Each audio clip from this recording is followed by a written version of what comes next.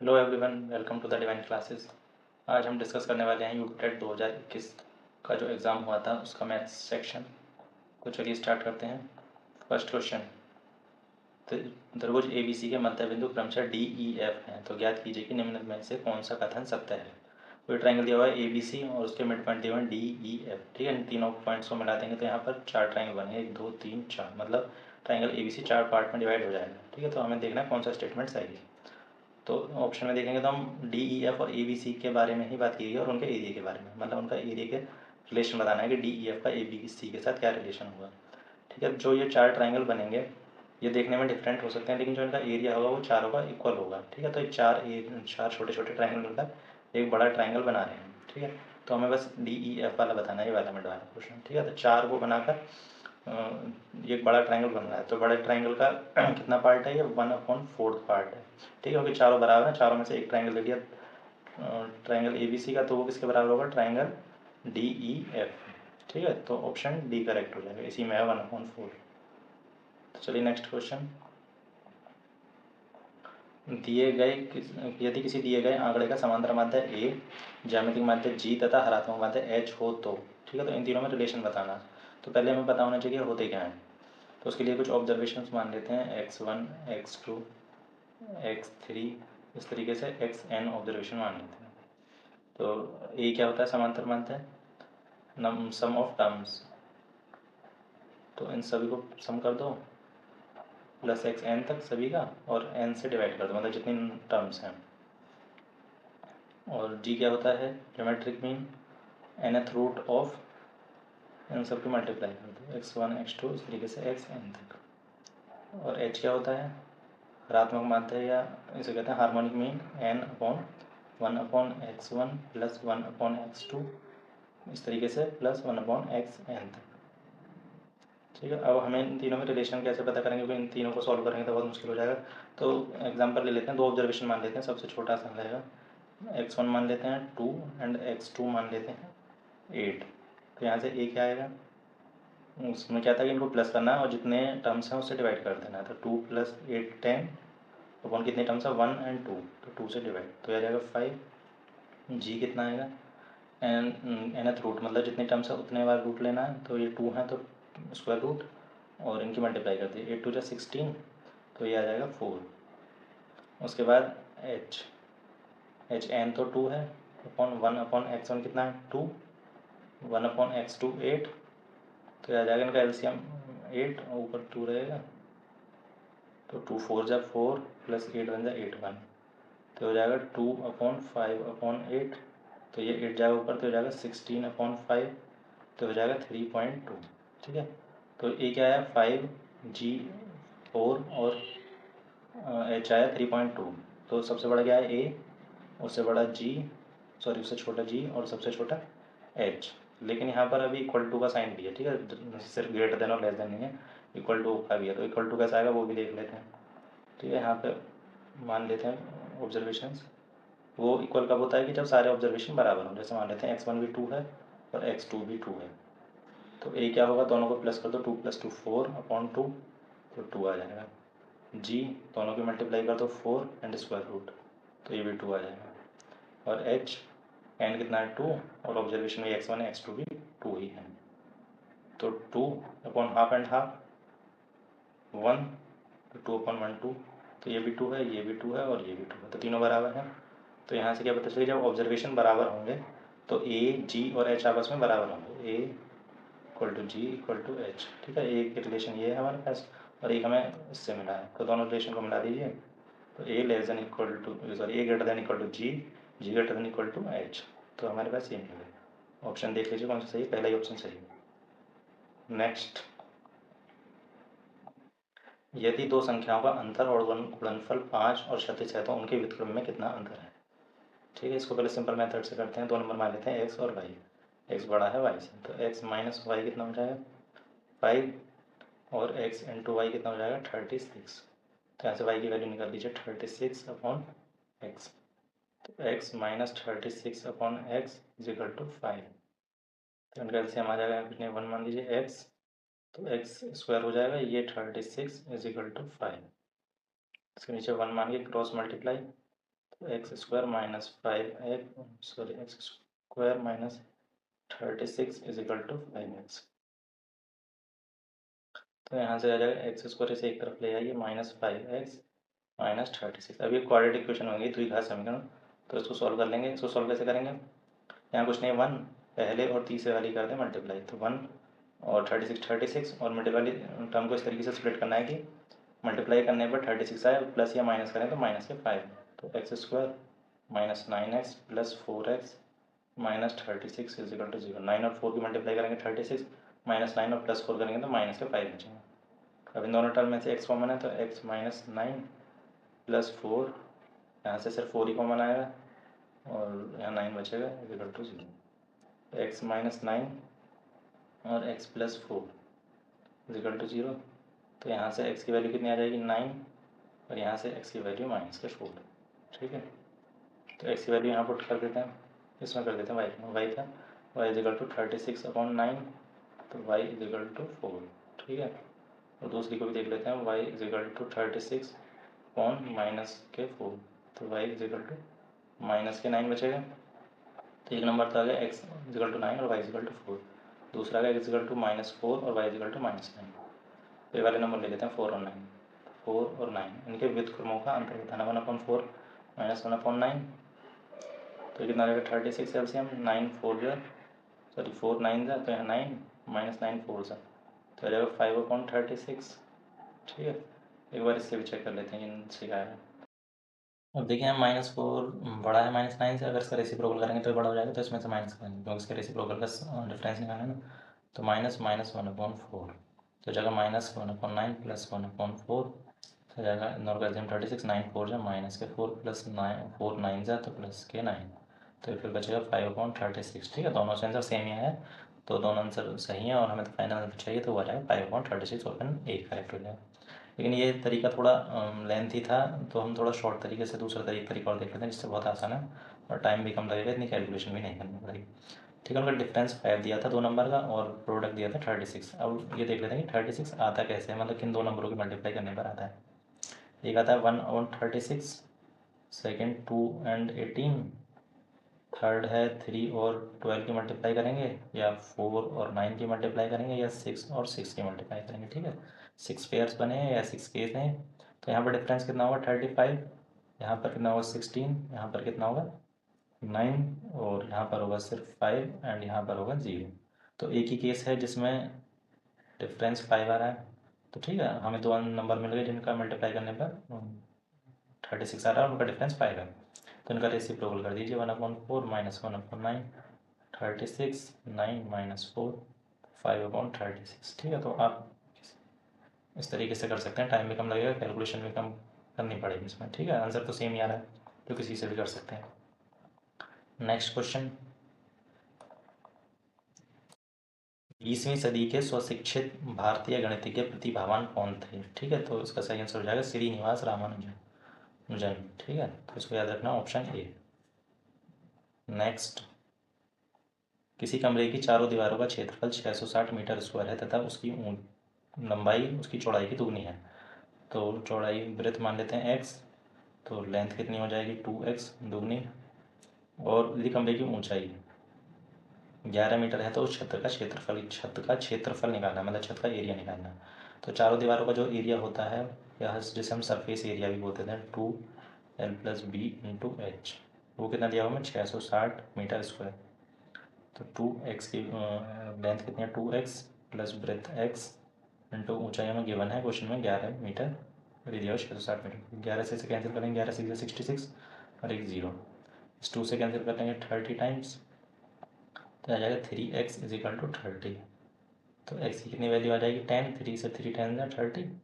ठीक है, तो ब्रेथ कितनी हो जाएगी 10 मीटर और लेंथ कितनी हो जाएगी 20 मीटर।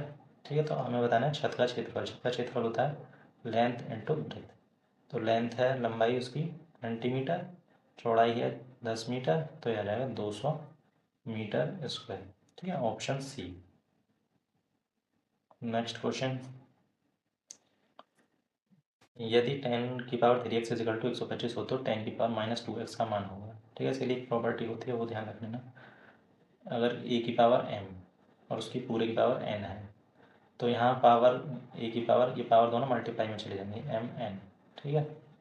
अगर a की पावर m की पावर n है तो तब ऐसा नहीं होगा, ठीक है। ये केस अलग है और ये केस अलग है। तो 10 की पावर x की होल पावर 3x लिख सकते हैं, क्योंकि 3x के साथ मल्टीप्लाई में लिखा हुआ है। और इधर 125 को लिख सकते हैं 5 की पावर 3। तो पावर 3 से पावर 3 कैंसिल, 10 की power x is equal to 5। तो हमें चाहिए 10 की पावर -2x, 10 की पावर -2x। तो इसे हम ऐसे लिख सकते हैं 10 की पावर x पूरे की पावर -2x, ठीक है। तो 10 की पावर x की तो वैल्यू पता है हमें, और उसकी होल पावर -2 और कर दीजिए दोनों तरफ, ठीक है। अगर दोनों तरफ करते हैं तो कोई चेंज नहीं होता है। तो 5 की पावर -2, ठीक है। और ये हो जाएगा 10 की पावर -2x, और ये हो जाएगा 1/25, ठीक है। ये कैसे हुआ, जैसे अगर किसी a की पावर -1 है तो ये नीचे जाके प्लस हो जाती है। a की पावर -2 है तो ये 1/a² हो जाएगा। तो इस तरीके से 1/5 का स्क्वायर हो जाएगा। तो 5 का स्क्वायर 25 होता है। तो ऑप्शन डी। नेक्स्ट क्वेश्चन, 16,075 को किसी संख्या से भाग देने पर भागफल 167 तथा शेषफल 43 प्राप्त होता है तो भाजक होगा, ठीक है। तो एक रिलेशन हम डिवाइड करते हैं, तो इस तरीके से करते हैं, ठीक है। तो जिसमें डिवाइड करते हैं उससे होता है भाज्य, ठीक है। या इंग्लिश में बोलते हैं उसे डिविडेंड। और जिससे डिवाइड करते हैं वो होता है भाजक, या इंग्लिश में डिवीजन। और यहाँ आता है भागफल, जैसे बोलते हैं कोशेंट। और जो नीचे बचता है लास्ट में उसे बोलते हैं शेषफल या रिमाइंडर, ठीक है। तो इसमें रिलेशन होता है, वो क्या होता है, भाज्य इज इक्वल टू भाजक गुणा भागफल प्लस शेषफल, ठीक है। तो भाज्य किसमें डिवाइड करा है, 16,075। इससे भाजक हमें निकालना है, इसको एक्स मान लेंगे। और शेषफल भागफल दिया 167, 167 ये दिया, प्लस शेषफल 43। इसको इधर ले जाएंगे तो माइनस में आएगा, 16,075 -43 इक्वल टू 167x। तो इसे माइनस करेंगे तो बचेगा 527 से 43061 इक्वल टू 167 इंटू एक्स। अब इधर आ जाएगा डिवाइड में, 167 मल्टीप्लाई में है तो इधर आ जाएगा डिवाइड में, इक्वल टू एक्स। जब इसको इससे डिवाइड करेंगे तो पूरा डिवाइड हो जाएगा और आएगा भागफल या क्वेश्चन 96, ठीक है। तो 96 वो नंबर है जिससे डिवाइड करने पर 16,075 को 167 भागफल आएगा और शेषफल 43 आएगा। तो ऑप्शन ए करेक्ट हो जाएगा। नेक्स्ट क्वेश्चन, 50 से छोटे धन पूर्णांक मतलब पॉजिटिव इंटीजर्स में भाज्यों की संख्या क्या है। भाज्य means prime numbers. Prime number क्या होते हैं, जो इसके सिर्फ 2 ही फैक्टर होते हैं, ओनली 2 फैक्टर्स। ओनली 2 फैक्टर मतलब वो सिर्फ 2 ही नंबर से डिवाइड हो सकता है, तो 1 से या खुद से, ठीक है, इटसेल्फ। तो 50 से छोटे या तो आपको सारे प्राइम नंबर पता होने चाहिए, अगर नहीं पता है तो याद रखना 50 से छोटे होते हैं 15, और 100 से छोटे होते हैं 25, मतलब 0 से 100 तक या 0 से 50 तक, ठीक है। और ये क्वेश्चन, तो इसका ऑप्शन हो जाएगा बी। और ये क्वेश्चन अलग तरीके से पूछा जा सकता है कि 20 से 50 तक या 20 से 70 तक। तो उसके लिए क्या आपको क्या याद रखना है, एक नंबर याद रखना है 44, ठीक है। 44 का हाफ कर दीजिए 22, और 22 में +10 कर दीजिए 32, और 22 से नेक्स्ट नंबर आता है 23, और 22 से पहले आता है 21, ठीक है। इस नंबर को इस तरीके से याद रख लीजिए, किसी और तरीके से याद रख सकते हैं तो उससे रख लीजिए, ठीक है। तो ये नंबर क्या बता रहा है कि 0 से 10 के बीच में है 4 प्राइम नंबर, 10 से 20 के बीच में है 4, 20 से 30 के में 2, 30 से 40 2, 40 से 50 3, 50 से 60 2, 60 से 70 2, 70 से 80 3, 80 से 90 2, और 90 से 100 1, ठीक है। अगर बीच में से पूछ लिया जाएगी 20 से लेकर 70 तक बताओ, तो यहाँ से काउंट करिए 2 to 4, और 3 7, 2 9, 2 11, ठीक है। नेक्स्ट, दो संख्याओं में से बड़ी संख्या का दुगना, तो 2 नंबर मान लेते हैं, बड़ी छोटी, तो एक्स को मान लिया बड़ा, वाई को छोटा। तो दो संख्याओं का बड़ी संख्या का दुगना, तो बड़ी संख्या का करते दुगना 2x, छोटी संख्या के 5 गुने, छोटी संख्या का 5 गुने से 3 अधिक है, ठीक है। अगर हम इसमें तीन ये 3 ज़्यादा है, तो अगर हम इसमें 3 प्लस कर देंगे तो दोनों आपस में बराबर हो जाएंगे। तो बराबर हो गया था 2x, इसको वाई वाले को इधर गया 5y इक्वल टू 3। एक इक्वेशन बन गई। तथा बड़ी संख्या के 4 गुने और छोटी संख्या के 3 गुने का योग। बड़ी संख्या के 4 गुने मतलब 4x और छोटी संख्या के 3 गुने का योग। योग मतलब सम कितना है 71। तो वे संख्याएं हैं। ठीक है, या तो इसको हिट एंड ट्रायल मेथड से ऑप्शन चेक कर लीजिए, नहीं वरना ये दो इक्वेशन सॉल्व कर लीजिए। तो यहाँ 2 है और यहाँ 4 है, तो इसमें इक्वेशन में 2 की मल्टीप्लाई कर देते हैं और इसमें से माइनस कर देंगे। तो इसमें पूरी इक्वेशन में 2 की मल्टीप्लाई करेंगे तो 2 4x, इसमें होगी माइनस के 10y और 2 3 6। इस इक्वेशन को माइनस कर दीजिए, माइनस करते हैं तो साइन चेंज हो जाते हैं नीचे वाले इक्वेशन के, तो माइनस प्लस हो जाएगा, प्लस का माइनस हो जाएगा, तो ये तो हो जाएगा कैंसिल। ये हो जाएगा प्लस के 10 प्लस के 3 तो 13y और ये कितना हो जाएगा 65 माइनस करेंगे तो y की वैल्यू कितना रहेगी 13, 5 होता है 65, तो 5 और इस 5 को चाहे इस इक्वेशन में पुट कर दीजिए चाहे इसमें, छोटी इक्वेशन है इसमें पुट कर देते हैं। तो 2x, ये था 5y प्लस 3, तो 5 इंटू 5 प्लस 3 तो 25 प्लस 3 ये 2x, तो 2x इज इक्वल टू 28, तो 2 से 28 14 टाइम्स, तो x की वैल्यू आ जाएगी 14। हिट एंड ट्राई लगा के तुम आप ऑप्शन भी चेक कर सकते हो, उससे भी हो जाएगा, लेकिन उसमें आपको 4 ऑप्शन चेक करने पड़ेंगे, लेकिन यहाँ से हमें दिख रहा है कि पहला ऑप्शन ही ठीक है। ठीक है, नेक्स्ट क्वेश्चन। एक वर्ग का क्षेत्रफल जिसकी एक भुजा 8 सेंटीमीटर है और उस आयत के क्षेत्रफल के बराबर है जिसकी लंबाई 16 सेंटीमीटर है, आयत की चौड़ाई ज्ञात करें।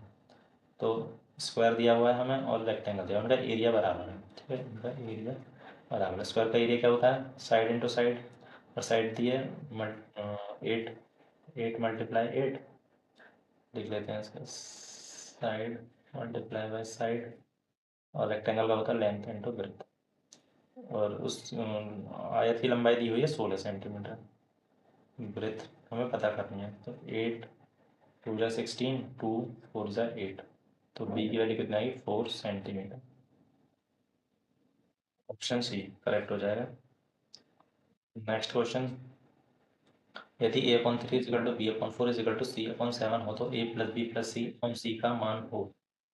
ठीक है, जो इसके नीचे वैल्यू दी ए के नीचे 3 वैल्यू दी है तो ए की वैल्यू 3 हो जाएगी, बी की वैल्यू 4 हो जाएगी, सी की वैल्यू 7 हो जाएगी। ठीक है, होगी कैसे, ऐसे मान लेते हैं, अगर इसको पूरा प्रोसेस से करना है तो A upon 3 equal to B upon 4 equal to C upon 7, इसको कोई नंबर मान लेते हैं के।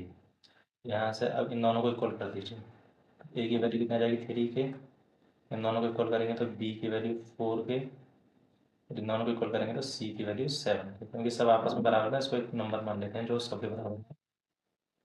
ठीक है, तो अब इसमें पुट कर दीजिए ए प्लस बी प्लस सी, तो 3 के प्लस 4 के 7 के प्लस 7 तो 14 के अपॉन सी, सी की वैल्यू 7, तो के से के कैंसिल, 7 2 जा 14, तो उसका ऑप्शन ए करेक्ट हो जाएगा।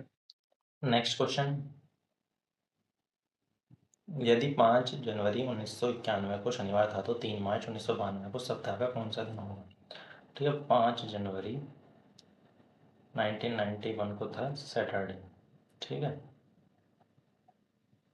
91, ठीक है, ये नॉर्मल ईयर है, लीप ईयर तो है नहीं, जनवरी के बाद फरवरी भी आएगा। ठीक है, तो अगर नॉर्मल ईयर है मतलब 365 डेज हैं तो 5 जनवरी 1992 को जो डे होगा वो होगा संडे। ठीक है, ये अब एक दिन ऐड हो जाता है।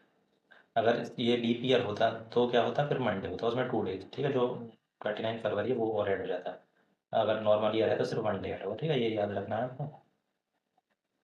तो अभी 5 जनवरी तक तो पहुँच गए, तो जनवरी में अभी कितने डेज और बचेंगे 26 डेज। ठीक है, टोटल 31 होते हैं, 31 में से 5 तो निकल चुके हैं, मतलब वहाँ तक हम पहुँच चुके हैं संडे तक। और उसके बाद फरवरी, तो 1992 है लीप ईयर, तो उसमें होंगे 29 डेज, और 3 मार्च को बताना, तो 3 डेज ये हो गए। ठीक है, तो कितने डेज हो गए 8 4 1 5 58 डेज, 58 डेज हो गए। ठीक है, अब इसमें से कितने वीक बन जाएंगे देख लेते हैं। 7 8 56, 2 डेज बने, मतलब 8 तो वीक कंप्लीट हो जाएंगे, मतलब Sunday to Sunday, Sunday to Sunday, Sunday to Sunday, इस तरीके से संडे पर लास्ट हो जाएगा। उसके बाद 2 दिन बचेंगे, तो संडे के बाद पहला डे आएगा मंडे और दूसरा डे डे आएगा ट्यूसडे। ठीक है, तो हमारा ऑप्शन क्या सही हो जाएगा, option D Tuesday. Next question. Simplify this, ठीक है। तो उसके लिए अभी हमने प्रॉपर्टी बताई थी, उसको एक बार और देख लेते हैं। ये होता है e की पावर -1, तो हो जाता है 1/a। ये अगर कोई नंबर अपॉन में लिखा हुआ है उसकी पावर नेगेटिव है, e की पावर -2, तो ये ऊपर जाकर पॉजिटिव हो जाएगी, ठीक है। मतलब उसका रेसिप्रोकल करेंगे तो पावर पॉजिटिव हो जाएगी। अभी दिया हुआ माइनस का 1/3 की पावर -3, ठीक है। इसकी पावर को पॉजिटिव करने के लिए क्या करेंगे, हम इसका रेसिप्रोकल कर देंगे, मतलब 1 तो आ जाएगा नीचे और 3 चला जाएगा ऊपर, तो हो जाएगा 3/1 की पावर 3 क्यूब माइनस ये भी इसी तरीके से हो जाएगा 4/1 की पावर पॉजिटिव हो जाएगी, डिवाइड, इसको भी चेंज कर दीजिए तो ये हो जाएगा कितना, 4/1 की पावर पॉजिटिव हो जाएगी, मतलब 3। 1 नीचे है तो कोई प्रॉब्लम नहीं है, उसको हटा सकते हैं, मतलब क्यूब बन जाएगा। 3 की पावर 3 हो जाएगा 27, 4 स्क्वायर हो जाएगा 16, और डिवाइड डिवाइड है तो इसे अपॉन में लिख सकते हैं 4 की पावर 3 मतलब 64 हो जाएगा। 27 में से 16 माइनस करेंगे तो 11/64, तो ऑप्शन सी करेक्ट हो जाएगा, ठीक है। इसको याद रखना, जैसे अगर कोई नंबर a/b लिखा हुआ है उसकी पावर नेगेटिव है, तो हम उसकी पावर पॉजिटिव करने के लिए कुछ नहीं करना, बी को ऊपर ले जाना है, ए को नीचे ले जाना, मतलब इसका रेसिप्रोकल करना है, तो पावर पॉजिटिव हो जाएगी, ठीक है। इसी का हमने यूज़ करा है। Next, to construct a triangle the possible sides are, एक त्रिभुज की रचना करने के लिए संभव हो जाए, ठीक है। ट्राइंगल की दो प्रॉपर्टी होती हैं, जैसे कोई ट्राइंगल है ए बी सी, ठीक है, तो इसकी दो प्रॉपर्टी होती हैं। पहली क्या होती है कि triangle A plus triangle B plus triangle C is equal to 180, ठीक है। मतलब कैसा भी त्रिभुज हो उसके जो इंटीरियर एंगल्स हैं अंदर वाले, उनका सम हमेशा 180 ही होगा, ठीक है, ना कम होगा ना ज़्यादा होगा, एक्जैक्टली 180 होगा। सेकेंड प्रॉपर्टी क्या है कि हम किसी भी दो साइड का सम लें, ठीक है, इन दोनों का लेते हैं जैसे सम, तो इन दोनों का हमेशा तीसरी साइड से बड़ा होना चाहिए, या हम इन दोनों का लेते हैं तो वो इससे बड़ा होना चाहिए, या अगर हम इन दोनों साइड का सम करते हैं तो वो थर्ड वन से बड़ा होना चाहिए, ठीक है। तो बस हमें साइड्स की बात की हो तो सेकंड वाली प्रॉपर्टी देख लेते हैं। सेकंड प्रॉपर्टी क्या है, sum of any two side of a triangle is always greater than the third one, मतलब किसी भी त्रिभुज की दो भुजाओं का योग तीसरी भुजा से हमेशा बड़ा रहेगा। इस सेंटीमीटर में दिया हुआ, ये मिलीमीटर में, ये मिलीमीटर, पहले इसे मिलीमीटर में चेंज कर लेते हैं तो 65 हो जाएगा, 10 की मल्टीप्लाई कर देंगे 105 और 39, ठीक है। अगर हम इन दोनों साइड को प्लस करेंगे तो कितना आएगा, 954 6 9 10 10 104, और तो लेकिन ये तो तीसरी साइड से छोटा है तो फर्स्ट ऑप्शन तो नहीं हो सकता। दूसरा देखिए 3.5 और 5.3 को ऐड करते हैं तो कितना आएगा, 3.5 और 5.3, 8.8, लेकिन थर्ड साइड हमारी है 9.2, तो ये तो फिर छोटा रह गया, तो ये भी नहीं हो सकता। ऑप्शन सी 3 और 3, ठीक है, इन दोनों को प्लस करेंगे तो आएगा 6, लेकिन ये तो 6 बराबर है हम, लेकिन हमारा वो जो उसकी प्रॉपर्टी थी ट्राइंगल की हो गया था कि हमेशा बड़ा होना चाहिए, ना छोटा ना बराबर, सिर्फ बड़ा, तो ये भी नहीं होगा, ठीक है। अब एक ही ऑप्शन बचा तो यही होगा, फिर भी चेक कर लेते हैं इसको। 6.3 और 4.6 इस दोनों को ऐड करेंगे तो 10 से ज़्यादा आएगा, 10.9, तो इससे बड़ा है, ठीक है। इन दोनों को ऐड करते हैं 5 और 9.9 11 पॉइंट समथिंग आएगा, तो 6.3 से बड़ा है, ये भी ठीक है। इन दोनों को ऐड करेंगे 6 + 5 11 और 0.3 तो ये 11 12 पॉइंट समथिंग आएगा, तो 4.6 से बड़ा है, तो यही ऑप्शन ठीक हो जाएगा। Next question, arrange in the ascending order, ठीक है, इनको आरोही क्रम में या असेंडिंग ऑर्डर में चेंज करना है। तो दिया हुआ है √3 cube root of 4 and fourth root of 5, तो हम इसको ऐसे लिख सकते हैं 3 की पावर 1/2, 4 की पावर 1/3 एंड 5 की पावर 1/4। अब ये 2 3 और 4 का एलसीएम लीजिए, 2 3 4 का एलसीएम आएगा 12, तो इसमें इनकी होल सब की होल पावर 12 कर दीजिए, तो 3 की पावर 1/2 मल्टीप्लाई बाय 12, 4 की पावर 1/3 मल्टीप्लाई बाय 12, और मल्टीप्लाई करने का मतलब इसकी हम होल पावर कर रहे हैं इस तरीके से, तो वो मल्टीप्लाई नीचे हो जाती है, मतलब मल्टीप्लाई होती है अपनों की पावर की, 5 की पावर 1/4 की होल पावर 12, तो 2 6 जा 3 की पावर 6, 3 4 जा तो 4 की पावर 3, सॉरी 4, और ये हो जाएगा 5 की पावर 3, तो 5 की पावर 3 कितना आ जाएगा 125, और 4 की पावर 4 4 4 जा 16, 16 4 जा 64, 64 4 जा 256, और 3 की पावर 6, और 3 3 3 3 जा 9 9 3 जा 27 27, 3 जा 81 81 3 जा 243 243 जा 729, ठीक है। तो सबसे असेंडिंग में लगाना है तो सबसे पहले सबसे छोटा, तो ये सबसे छोटा किससे आया है, फोर्थ रूट ऑफ 5, इसके बाद 256 मतलब cube root of 4, and last one square root of 3। ठीक है, तो ऑप्शन देख लेते हैं, √5 उसके बाद 4 उसके बाद 3, तो ऑप्शन ए करेक्ट हो जाएगा। Next question, if the cost price of an article is 3/2 of its selling price then the profit और लॉस परसेंट। ठीक है, तो कॉस्ट प्राइस मतलब जिस पर कोई चीज़ खरीदी गई है और सेलिंग प्राइस जिस पर बेची गई, तो कॉस्ट प्राइस CP मतलब जो होता है क्रय मूल्य is equal to 3/2 of its selling price. ठीक है, ये हमें रिलेशन दिया है इसको सेलिंग प्राइस का इसको, तो इस SP को इधर ले आइए, CP/SP इज इक्वल टू 3/2। ठीक है, तो 3 CP मान लीजिए 2 और SP हो जाएगा 2। तो कोई चीज़ 3 रुपये की खरीदी गई है, 2 रुपये की बिकी गई है, तो उससे पहली बात तो लॉस होगा, हमें पता चल गया है कितना लॉस होगा, 1 का। तो लॉस परसेंट कैसे निकालेंगे, लॉस 1, और जब भी लॉस या प्रॉफिट निकालते हैं कॉस्ट प्राइस में निकालते हैं, कॉस्ट प्राइस है 3 और परसेंटेज के लिए 100, तो आ जाएगा 100/3, तो इसे डिवाइड करेंगे 33 1/3%। ठीक है, तो लॉस मतलब हानि हानि 33/3, तो ऑप्शन बी करेक्ट हो जाएगा। Next, when this is divided by 12 the remainder is, तो इसको हम नॉर्मली डिवाइड कर लेंगे, कितना है 121 0 1 12 से, 12 1 12, तो ये पूरा डिवाइड हो जाएगा 0, फिर नीचे लगाएंगे 1, तो ये छोटा है तो एक 0 लगा के नेक्स्ट डिजिट भी उतार लेंगे 0, ये भी 12 से छोटा है तो एक और 0 लगाएंगे, नेक्स्ट नंबर 1, तो 12 8 से 96, बचेगा 5, फिर 2 को ले आएंगे, 12 4 से 48, तो ये रिमाइंडर बचेगा 4। ठीक है, तो ऑप्शन डी करेक्ट हो जाएगा। The digit of unit place in the product of this is. ठीक है, इन सबकी मल्टीप्लाई करके जो इकाई का अंक आएगा यूनिट प्लेस पर, जो डिजिट आएगी वो बतानी है, तो हमें इस पूरे नंबर की मल्टीप्लाई नहीं करनी है, बस जो यूनिट प्लेस पर जो 8 6 9 और 2 इन सब की मल्टीप्लाई करनी है, इसी से पता चल जाएगा, 8 × 6 × 9 × 2। ठीक है, दोनों करेंगे तो 18, तो बस 8 को लेंगे। ठीक है, यूनिट प्लेस पर 8 है, 8 6 अभी नहीं, 8 × 6 × 8, 8 6 48, तो इस 4 को हटा दीजिए, बस 8 8, फिर ये 8 बचा, 8 और एक 8 ही है, 8 8 64, तो 4 बच। ठीक है, तो बस हमें यूनिट प्लेस कर लेना 4, तो इसका आंसर हो जाएगा डी।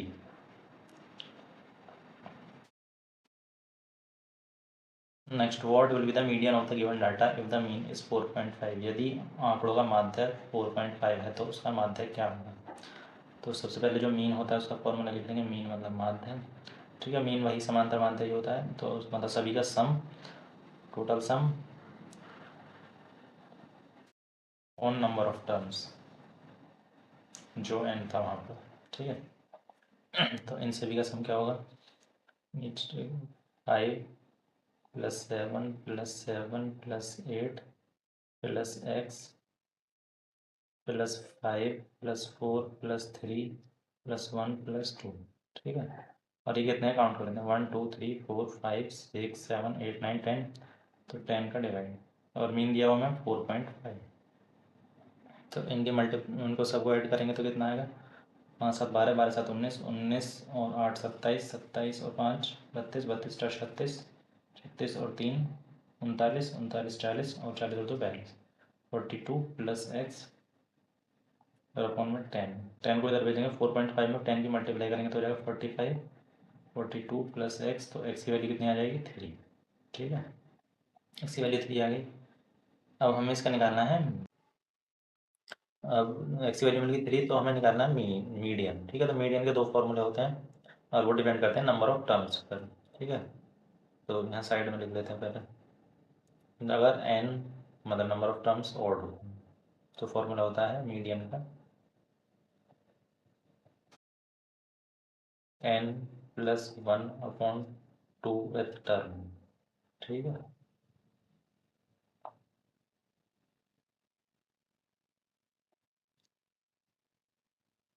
या अगर n, दूसरा फॉर्मूला होता है इवन। ठीक है, इवन पर डिपेंड करता है, वो क्या होता है, n/2th टर्म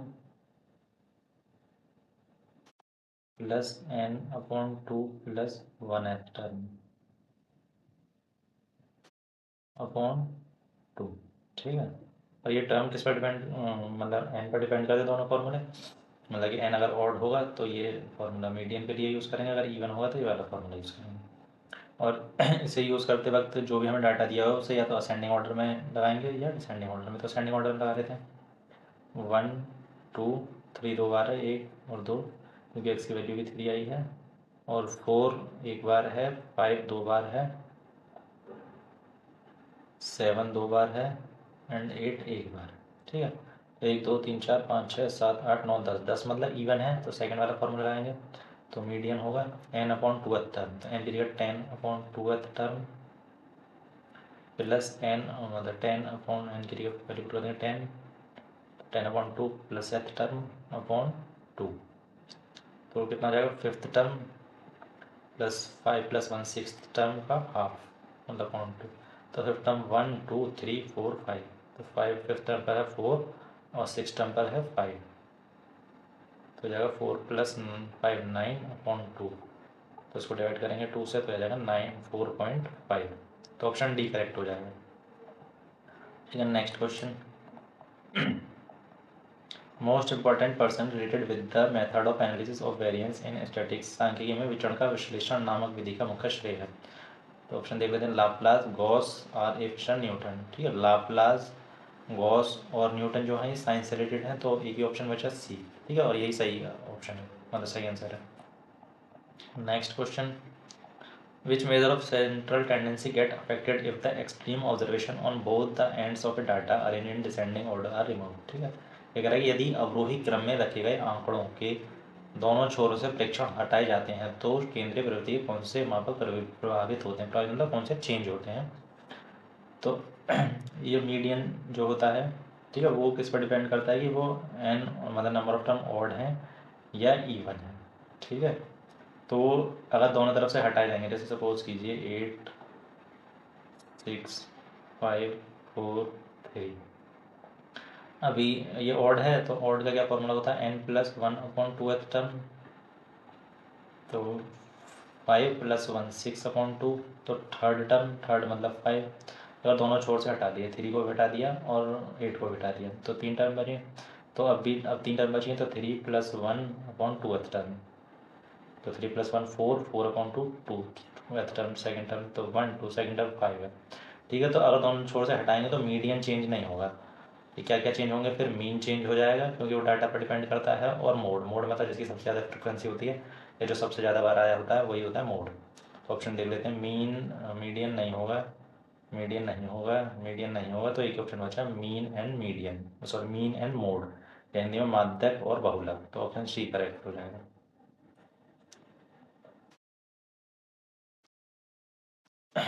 5 सेंटीमीटर भुजा वाले एक घन के सभी फलकों पर रंग लगाया जाता है। यदि 1 सेंटीमीटर क्यूब वाले घन काटे जाता है तो 1 सेंटीमीटर क्यूब वाले कितने घनों में केवल एक ही फलक पर रंग होगा। ठीक है, तो इसको एक बार ऐसे शेप से बनाकर समझ लेते हैं। एक क्यूब का एक सरफेस है, 5 सेंटीमीटर की लंबाई चौड़ाई ऊंचाई सब 5 सेंटीमीटर है, 4, और एक और बना देते हैं 5, 1 2 3 4 होगा, और एक और बना देते हैं 5। अगर इस वाले को काटेंगे, ठीक है, तो इसके ऊपर वाली सरफेस पर भी होगा ये, तो ये दो तरीके से, दो मतलब दो सरफेस पे कलर आएगा, और एक इसके लेफ्ट साइड में, मतलब साइड वाली पे, तो इस पूरी लाइन पर इस पे 3 पर आएगा, इस पे 2 पर, इस पे और इसके साइड वाले पर, इस पे इसके साइड वाले पर, इसके साइड वाले पर। ठीक है, इस पे भी 3 तरीके से आएगा, इसके नीचे वाले पर और साइड वाले, मतलब 3 सरफेस पर इसी पे कलर आएगा। इन सब पे 2 बार आएगा, इस पे 3 बार, इन पे भी 2 बार, और इस पे 3 बार। ठीक है, ऐसे हर सरफेस पर होगा, इसी तरीके से इन पे 2 बार। तो एक किस पर आएगा, ये बीच में, तो ये तो अंदर वाला पार्ट है, अंदर पे तो कलर नहीं होगा, बस बाहर वाली सरफेस पर होगा, इन सभी पर। ठीक है, तो कितने पीस हैं, 1 2 3 4, 1 2 3 4 5 6 7 8 9। ठीक है, एक सरफेस पर है 9, और क्यूब में कितनी सरफेस होती हैं, 6, तो कितना आंसर हो जाएगा, 54। ठीक है, अगर किसी को इस तरीके से समझ में ना आए तो वो फॉर्मूला याद रख सकता है। फॉर्मूला होता है जिस पर, मतलब ये फॉर्मूला होता है जिस पर एक सरफेस पर कलर आया होता है, 6n-2 का होल स्क्वायर। 6n क्या है, नम साइड की लेंथ, तो वो कितनी है, 5/2 -2 अपॉन स्क्वायर, 6 5 - 2 3 का स्क्वायर, तो 6 3 का स्क्वायर 9, फिर हो जाएगा 54। ठीक है, किसी भी तरीके से कर सकता है। ठीक है, ये तो उसने सिर्फ पूछा था कि एक ही सरफेस पर कलर आए, अब ये भी तो हो सकता है कि 2 सरफेस पर कलर आए 3 पर, तो इसको मैं एक बार और बना देता हूँ। और फिर सभी का टिक देता हूँ, जिससे आपको अगर क्वेश्चन चेंज नहीं हो जाए थोड़ा सा तो आप कर सकें उसे। 1 2 3 4 5 1 2 3 4 5 ये 5 होगा। ये बीच वाले जो थे ऊपर बंद पेज पर आएगा, ठीक है, और जो कॉर्नर पर था उन पर आएगा 3 पेसेस पर कलर, और 2 पर आएगा 1 2 3 1 2 3 1 2 3 और 1 2 ठीक है। तो आप उस फिगर को याद रखना, और अगर 2 का पूछ रहा है 3 का पूछ रहा है तो आप इससे आसानी से कर सकते हैं। तो ये है एक सरफेस पर कंट्रोल जैसे 3 का पूछा था, 1 2 3 4 4 मतलब 12, और ऐसे 6 सरफेस होंगी तो 6 इक्वल टू 72, ठीक है। और नेक्स्ट क्वेश्चन पे चलते हैं। Find the sum of all interior angle of a pentagon, पंचभुज के अंतःकोणों का योग, ठीक है। किसी भी उसका एंगल का, इंटीरियर एंगल का सम निकालना हो तो उसके लिए एक फॉर्मूला होता है n-2 इंटू 180। एन क्या नंबर ऑफ साइड, पंचभुज मतलब 5 साइड है, तो 5 - 2 मल्टीप्लाई बाय 180, तो 5 - 2 3 3 इंटू 180, तो ये हो जाएगा 540 डिग्री। तो ऑप्शन डी करेक्ट हो जाएगा, ठीक है। नेक्स्ट, एक खंबे का 4/7 भाग कीचड़ में धंसा हुआ है, ठीक है। तो 4/7 भाग धंसा हुआ, तो उसको हम ऐसे कह सकते हैं कि 7 पार्ट में से 4 पार्ट जो है कीचड़ में है, तो टोटल जो खंबा है उसको मान लेते हैं 7x, और जो कीचड़ में है वो है 4x। जब धंसे हुए भाग का 1/3 भाग बाहर खींचा जाता है तो पाया गया कि 8 मीटर माप का खंबा अभी भी कीचड़ में है, तो खंबे की पूरी माप क्या है। पूरी माप मतलब 7x, मतलब x की वैल्यू निकालनी यहाँ पुट कर देनी है।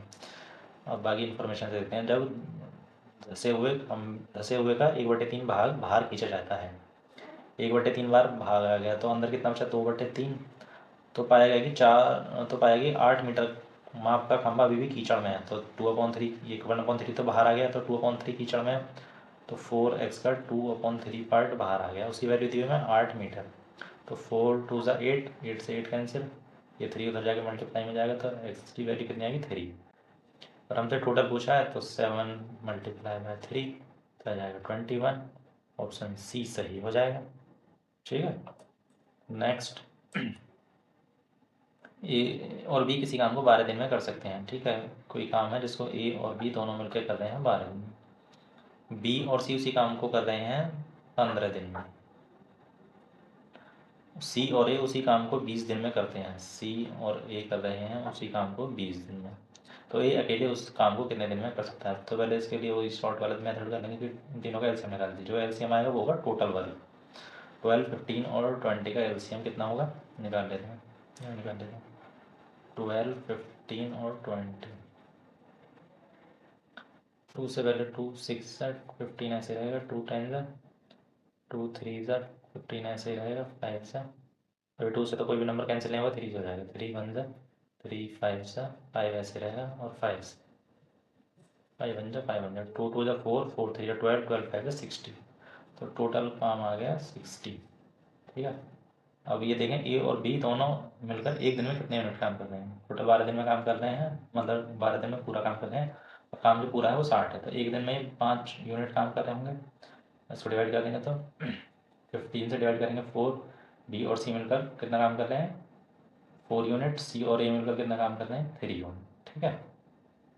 अब तो ये तीनों मिलकर कितना काम कर रहे हैं, ये अगर इन तीनों को निकाल लेना इधर तो वो सब ऐड कर दीजिए, तो इनको सब करेंगे ए और ए 2 ए हो जाएगा, बी बी 2 बी, सी सी 2 सी, तो 2 बाहर निकाल दिया, ए प्लस बी प्लस सी, ठीक है। तो कितने यूनिट काम कर रहे हैं एक दिन में, 5 और 4 9 3 12, 12 2 से डिवाइड कर दिया 6, तो तीनों मिलकर कितना काम कर रहे हैं एक दिन में 6 यूनिट।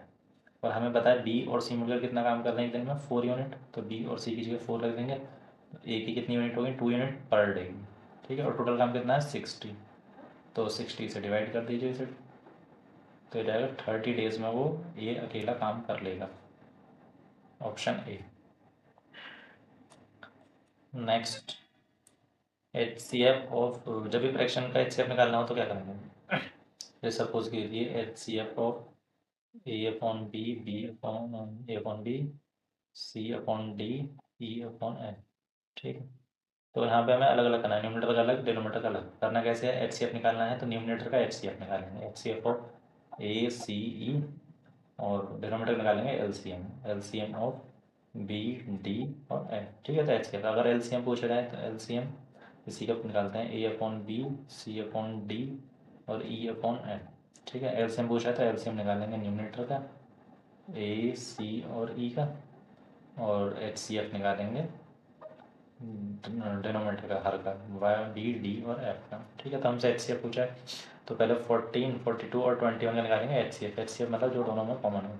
तो 14 को लिख सकते हैं 7 × 2, 46 को 7 × 2 × 3, 21 को 7 × 3।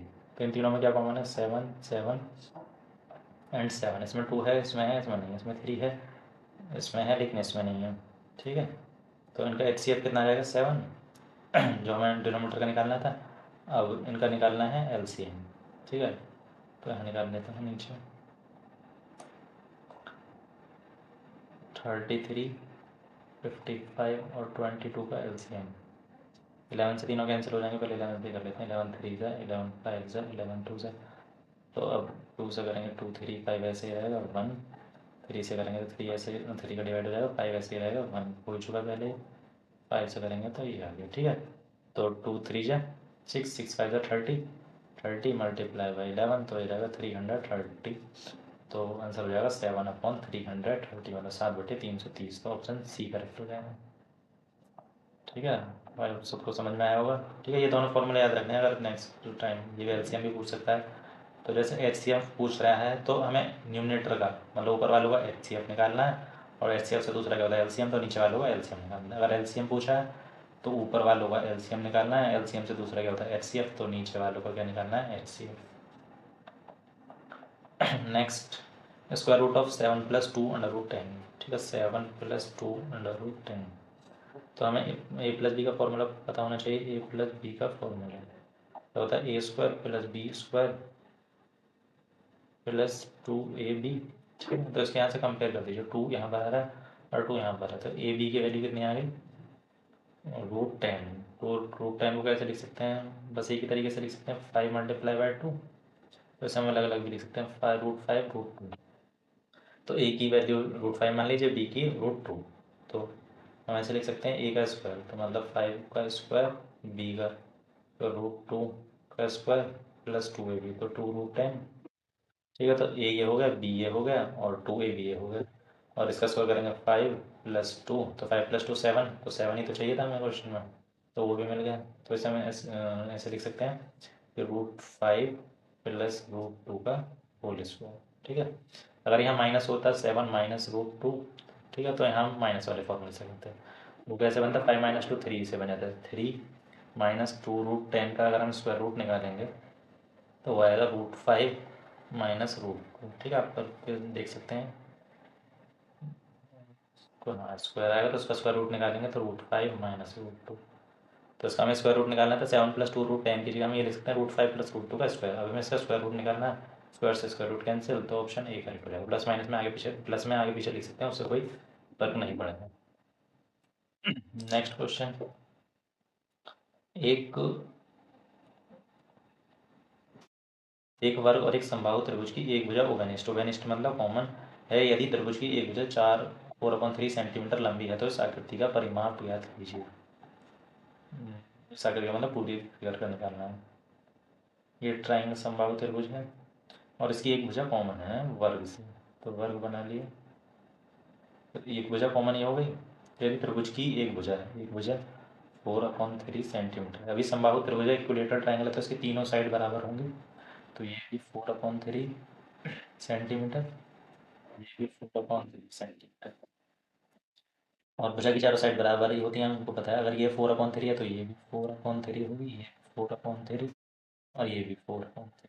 ठीक है, तो इसका हमें निकालना परिमाण। परिमाण मतलब होता है कि नम बाउंड्री को काउंट करना, प्लस करना। तो 4/3 की बाउंड्री काउंट मतलब पूरी शेप की जो बाउंड्री होगी वो ये होगी। ठीक है, तो 1 2 3 4 5, 5 × 4/3। ठीक है, ये बीच वाली को काउंट नहीं करेंगे। ठीक है, परिमाण में सिर्फ बाहर बाहर करते हैं।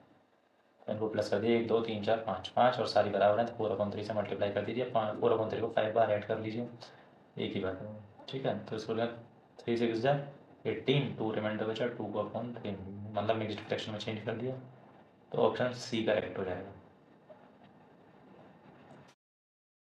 नेक्स्ट निम्नलिखित में कौन सी संख्या 99 से विभाजित होती है ठीक है। 99 से डिवाइड होने के लिए किसी नंबर को किससे डिवाइड होना पड़ेगा 9 से और 11 से ठीक है। तो 9 से चेक कर लेते हैं पहले फिर 11 से चेक कर लेंगे। तो 9 से का डिविजिबिलिटी रूल क्या है कि जो कोई भी नंबर है उसकी सभी डिजिट का सम 9 से डिविजिबल होना चाहिए तो वो नंबर भी 9 से डिविजिबल होगा। जैसे 3 का होता है ऐसे ही सेम 9 का तो उसका सम कर लीजिए 9 + 1 10 10 और 3 13 + 4 13 + 17 17 और 6 23 23 और 2 25 ठीक है। तो 25 तो 9 से नहीं होगा तो ये नंबर नहीं होगा। 1 और 3 4 4 और 5 9 9 से 16 16 और 9 25 25 और 2 27 ठीक है 27 हो सकता है ठीक है। बाकी ऑप्शन नीचे कर लेंगे 1 और 1 2 2 और 6 6 और 3 9 9 और 4 9 और 4 13 13 5 18 ठीक है। तो 18 ये भी हो सकता है 3 5 3 और 5 8 8 7 15 15 और 2 17 17 और 4 21 21 और 6 21 और 6 3 और 5 8 8 7 15 15 और 2 17 17 4 21 21 और 6 27 ठीक है। तो ये भी हो सकता है।